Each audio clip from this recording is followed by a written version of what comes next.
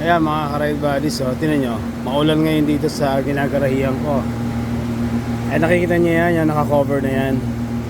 Yan yung motorcycle cover na binili natin sa Just Suit, less than 1,000. So mamaya pag tumigil yan, checkin natin kung nabasa yung loob. Show ko sa inyo kung maganda ba siya o hindi yung quality nung ginamit na 3-layer waterproofing na yan. So yan, mas malakas kanina yan, oh. Basang-basa na rito. Tayo mga motorcycle, diba? So show ko sa inyo ha mamaya guys.